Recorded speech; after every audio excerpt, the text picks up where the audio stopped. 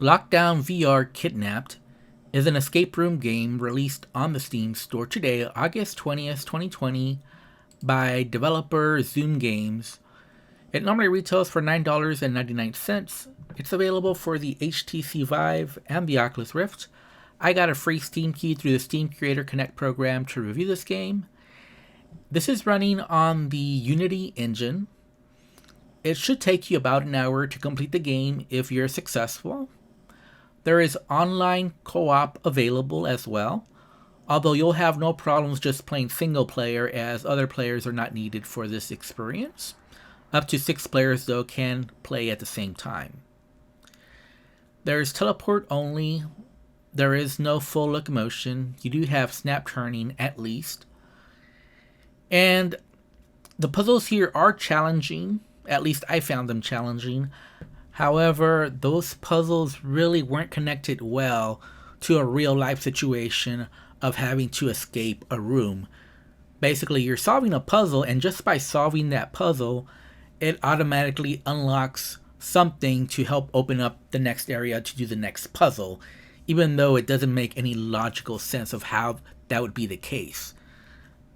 But I did find the puzzles to be challenging, and it's one of those puzzles that it's really abstract, so you got to really think outside the box, really notice what's going on, observe the room, and it can be quite difficult. I was stuck, and I needed to use the hint system more than once in this one room that had multiple steps. So in the first 3 rooms, there's really only one puzzle and only one thing to solve, but once you get into that 4th room, there are multiple steps in order to get out of that room.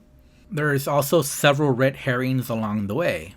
Now, there is a time limit to the hint system and to solving the puzzle overall, so you're under time stress the first time. However, for a second playthrough, you can just breeze through the content because you already know the answers to the puzzles.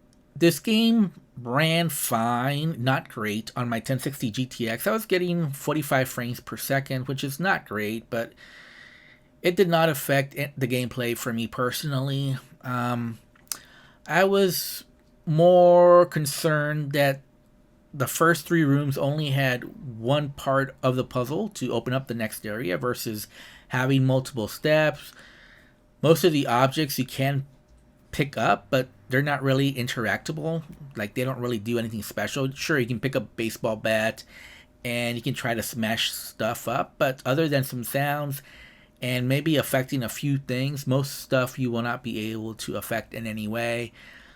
Most doors or containers are locked and you can't really open them until the one that you're supposed to open is unlocked when you solve the puzzle.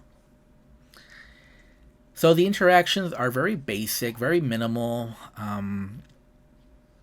Basically just highlight the object and pick it up. And you're teleporting around and snap turning, and that's really the VR interactions, which to me is a letdown. Some of the assets I saw were assets I've seen in other games. That was also a letdown. But if you want challenging puzzles, then there are some challenging puzzles in here, and it has a hint system, which was really helpful for me because I was really stuck on some of the puzzles. I don't think I could have solved some of the puzzles without the hint system. So overall, if I have to rate this game, I'd give it a 5 out of 10. For me, this is just a completely mediocre escape room, and it's a little bit overpriced at $10. For me, this is buy on deep sale only if you like escape rooms, and definitely should cost $5 or less at the maximum.